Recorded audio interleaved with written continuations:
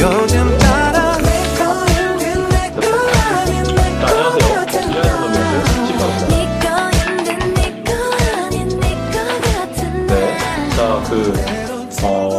한 주간 잘 지냈고요. 10화 특집으로 대충 하도록 하겠습니다. 특집으로 대충 하긴 아니죠. 10화니까요. 대충 하라고 10화죠? 무형 너무 노골적인 거 아니에요? 예, 아무튼 공복인 배가 고프기 때문에 예, 식음을 전폐하고 진행하도록 하겠습니다. 자, 먼저 2월 25일자 화요일자 기사입니다. 예. 민간서 1억 투자된 정부가 9억 원 지원. 자, 이 기사 내용은 제가 할까요?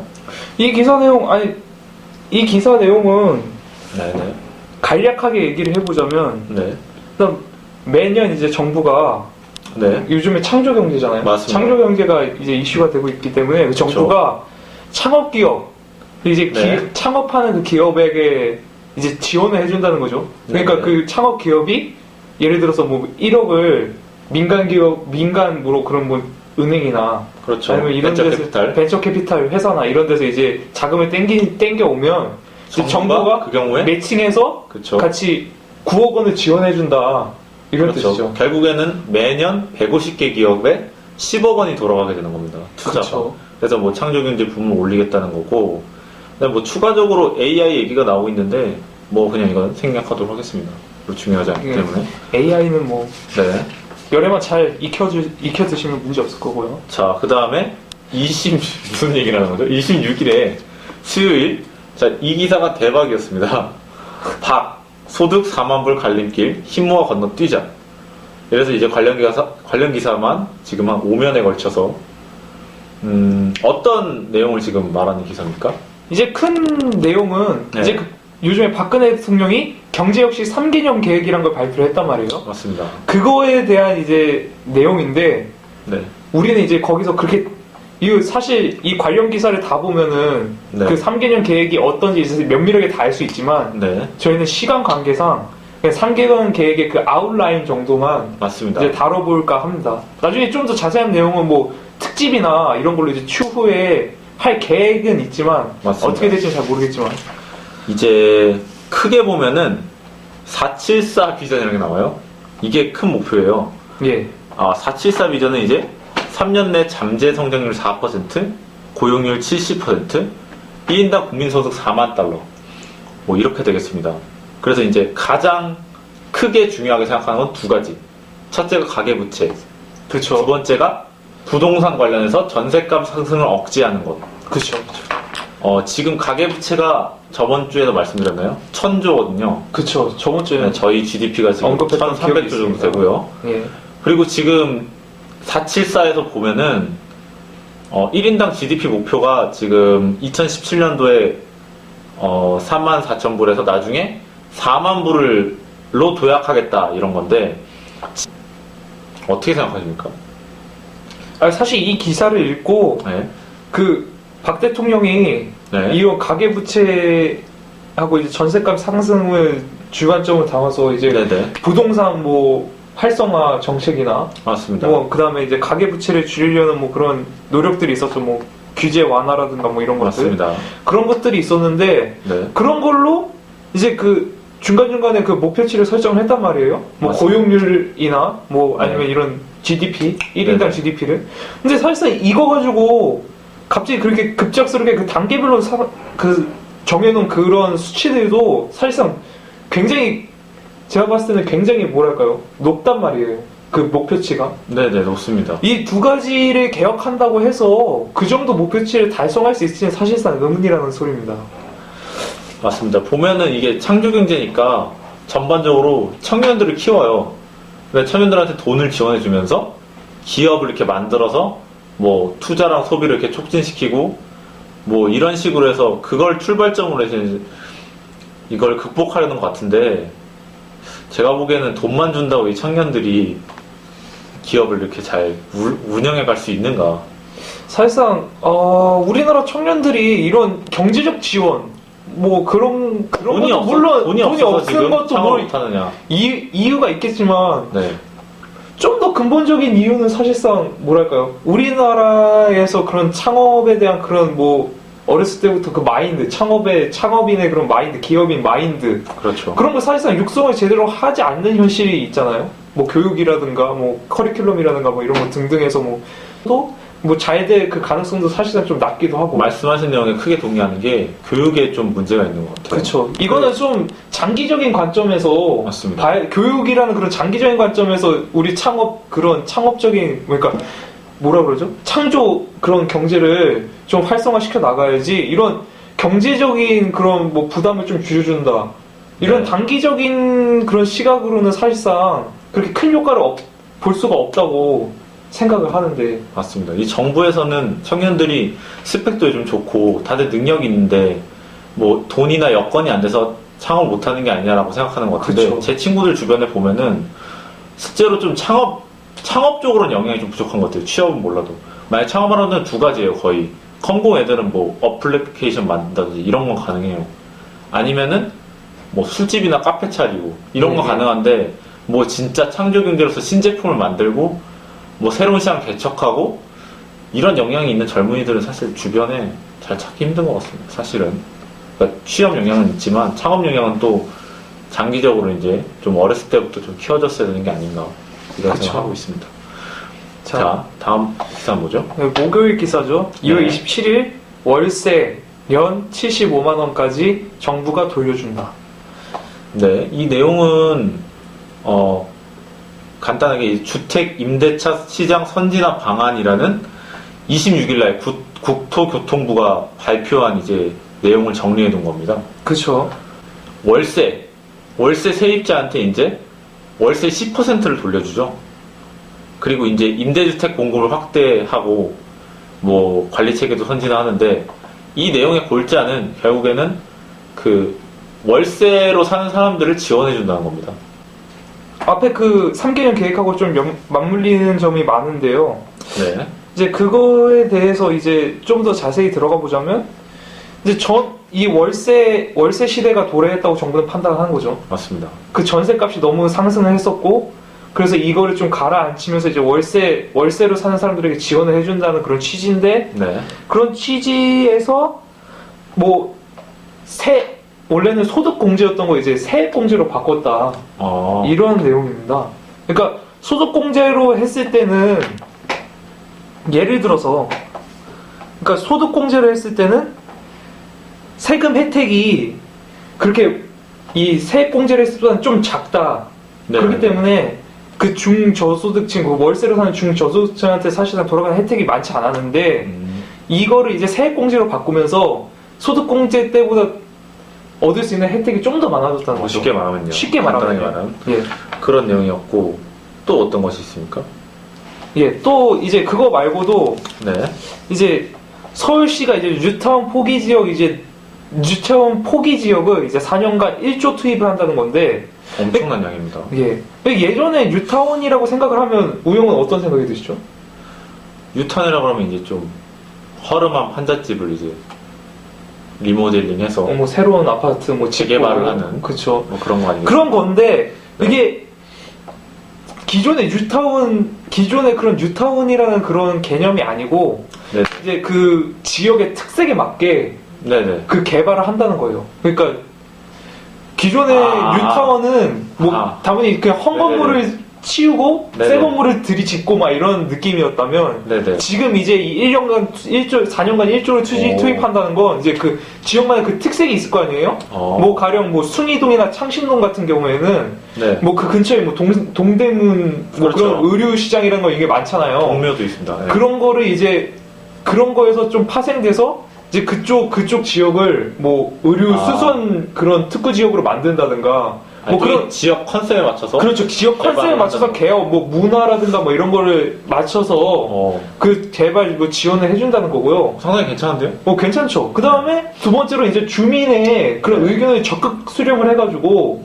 그런 뭐 새로 짓는 그런 건물들이나 뭐 이런 거 사실상 기존의 뉴타운 개발 때는 뭐 마찰이 많았잖아요. 주민 지역들하고 이제 건설 업체랑 이렇게 마찰이 많았는데 그런 거 최소화하겠다.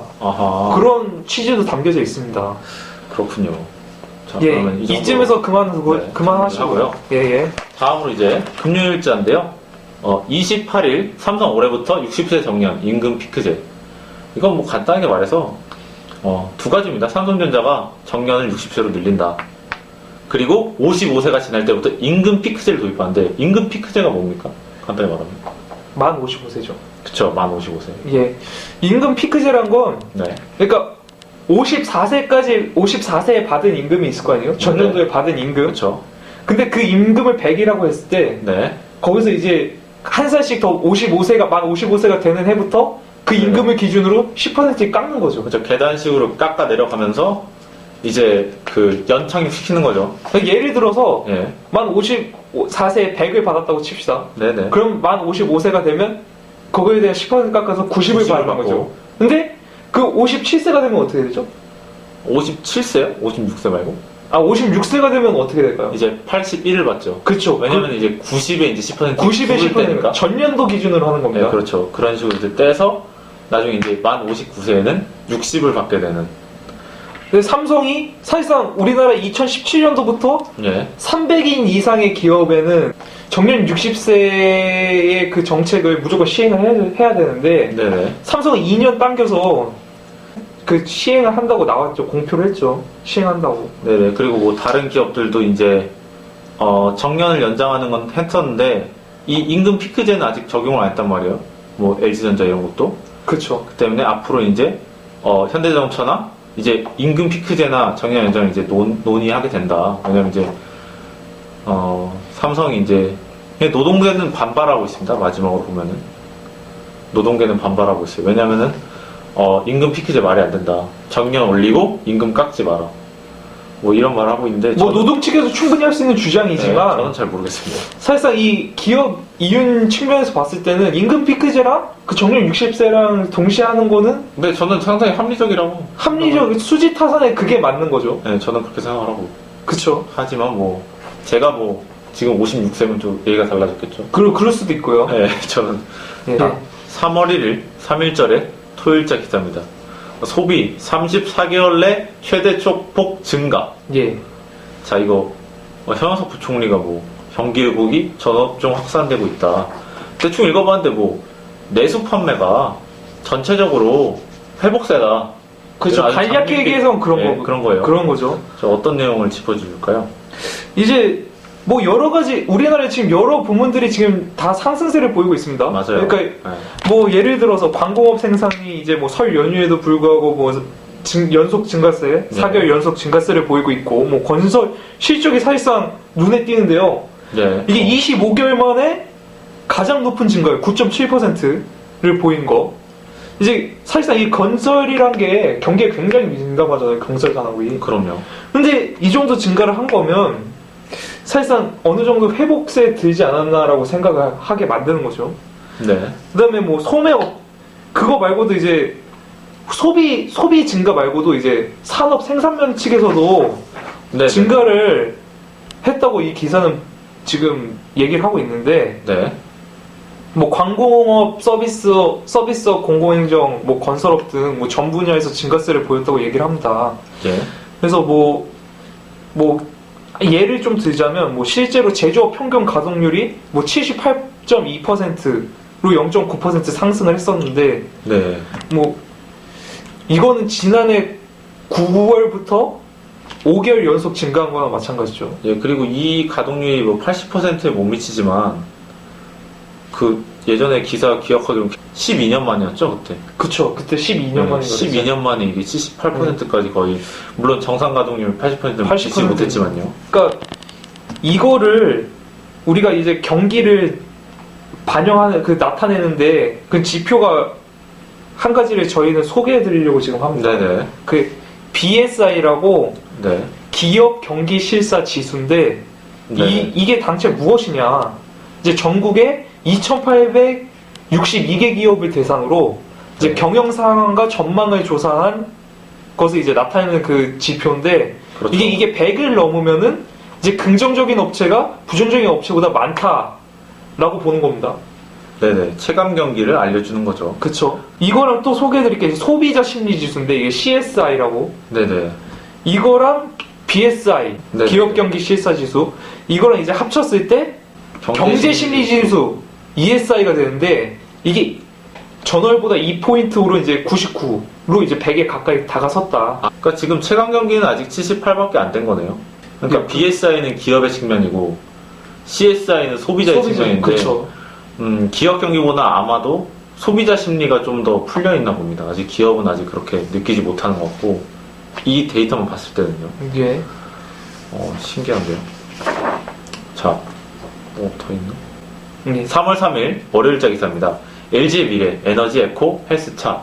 이건 제가 아주 간단하게 하고 넘어가도록 하겠습니다. 무슨 내용이죠? 이제 LG전자가 미래 우리 먹거리는 무엇이냐. 그러니까 기업 수준의 이제 전략을 고민해 봤을 때 네 가지라는 거죠. 첫 번째 에너지. 여기는 이제 핵심어가 태양열이에요, 태양열. 이제 태양열, 태양광 쪽을 이제 집중을 해서 해외 프로젝트를 따오겠다는데 여기 이제 EPC라는 그 용어가 나와요. 이거 상당히 중요한 용어인데 설계, 조달, 시공이라 그래서 EPC라 그러면은 그 어떤 공사의 그 전사적인 처음 도입부터 설계부터 그 다음에 조달 거쳐서 시공까지를 다 통합한 그런 프로젝트를 말하거든요. 그래서 EPC 프로젝트라고 하면은 다른 말로 이제 일괄 수주를 의미하는 이제 턴키 생산 뭐 이런 말인데 이 말하고 거의 맞닿는 말이에요. 그래서 이제 에너지를 태양광 쪽을 이제 개발시켜서 이제 해외 EPC 프로젝트 같은 거를 수주를 해가지고 그 태양광을 접목시켜서 이제 다 솔루션을 해결해주겠다는 거죠.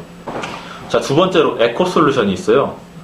에코 솔루션에서 이제 BDMS라고 해서 빌딩 매니지먼트 그 시스템이라고 하거든요. 예. 그러니까 에코 솔루션 이제 환경이니까 이제 냉각기, 칠러 같은 거나 아니면 조명이나 시스템 에어컨 같은 거를 다룬다고 하는데 결국에는 한 빌딩 전체를 이 친환경적으로 다 바꿔주는 거예요. 아, 그렇죠. 요즘에 사실 좀 뜨고 있는 거잖아요. 이런 그러니까 에코 시스템이. 그 빌딩 형체를 이렇게 바꿔주면서 거기서 이제 돈을 받는 그런 거죠. 그 다음에 이제 세 번째로 헬스케어인데 이건 삼성도 미래 산업으로 점 찍어둔 거예요. 어디나 요즘 그렇죠. 웰빙. 그렇죠. 웰빙에 대한 관심도 늘어나고 있고 그래서 이제 그리고 고령화가 되고 있고요. 그렇죠. 그것도 가장 실질적으로. 그래서 의료기기라든지 원격 진료, 그러니까 유 헬스케어라고 그러거든요. 그런 쪽으로 이제 사업에 뛰어들 것이다. 유비쿼터스가 들어가는 거죠. 그렇죠. 마지막으로 이제 자동차 솔루션인데 현대차도 이쪽이죠. 전기차, 스마트카, 무인 자동차, 그 외에도 하이브리드카. 미래에는 이제 자동차가 IT화가 되면서 이 자동차 솔루션에 대해서도 굉장히 게 많거든요. 자동차가 중요한 게 그러니까 우리가 돈을 가지고 어떤 것을 소비할 수 있는 가장 큰 단위가 사실 자동차예요. 집이라는 거는 살면서 사실 한두 번 살까 말까 한 거기 때문에 그래서 이 굉장히 큰 산업입니다. 그래서 이제 이 네 가지를 이제 LG전자가 가져가면서 핵심은 과거에 이제 소비가전, 백색가전의 강자예요, LG전자가. 백색가전이란 게 무엇이죠? 그러니까 어떤 냉장고라든지 세탁기라든지 그 흰색의 어떤 그런 청소기라든지 이런 소비자들이 쓰는 그러니까 B2C 기업의 거의 대표주라고 할 수 있죠. 그럼 삼성은요? 삼성도 이제 비슷한 기업인데 이제 반도체랑 스마트폰 하면서 약간 LG전자가 약간 죽은 감이 있어요. 아시겠지만 아직도 LG전자는 백색가전의 그 강자지만 약간 그런 느낌이에요. 삼성은 유재석이라면 이제 LG는 강호동? 그러니까 예전에 같이 2MC였는데 탑 MC였는데 약간 그 반도체 이렇게 최근 들면서 약간 좀 LG가 밀렸죠. 한 근 10년 동안. 예. 그래서 막 2등 전략이다. 뭐 이런 약간 뭐라 그러죠? 약간 좀 모욕감 들 수도 있어요. 옛날에 진짜 LG가 사실 삼성보다 뭐 백색가전에서는 품질도 뛰어나고 전자회사 중에 진짜 탑 했었는데 그쵸. 약간 살짝 삼성전자한테 자리를 내준 거죠. 예전에 금성 TV 우리 집에도 있었어요. 살짝이 아니고 많이 내줬습니다. 예. 그래서 이제 네 가지 이렇게 먹거리를 하겠다. 그래서 이걸 보면은 우리나라 전자산업의 미래를 볼 수 있는 거죠. 삼성도 뭐 크게 다르지 않을 겁니다. 네. 그래서 이제 과거 B2C에서 이제 B2B 산업 쪽으로 좀 옮겨가는 거죠. 왜냐면 에코 솔루션 이런 것도 결국에는 기업의 빌딩 전체를 리모델링 해주고 에너지도 이제 태양광 위주로 그 기업의 모든 에너지 시스템을 다 리모델링 해주고 뭐 이런 것들이거든요. 자동차가 궁금해요. 자동차를 어떻게 할 건지. 현대기아차가 자동차를 하고 있는데 그쵸. LG는 뭐 현대 오토에버라고 또 자동차 솔루션을 해주는 기업이 있거든요. 예. 그럼 LG가 이거를 나눠서 할 것인지 뭐 이런 것들이 궁금하네요. 이거 추후에 이제 봐야겠죠. 네, 헬스케어는 뭐 삼성이랑 LG의 이파전이 될 것 같고요. 이렇게 정리하면 될 것 같습니다. 네, 이상으로 이제 리와인드 로믹스 10화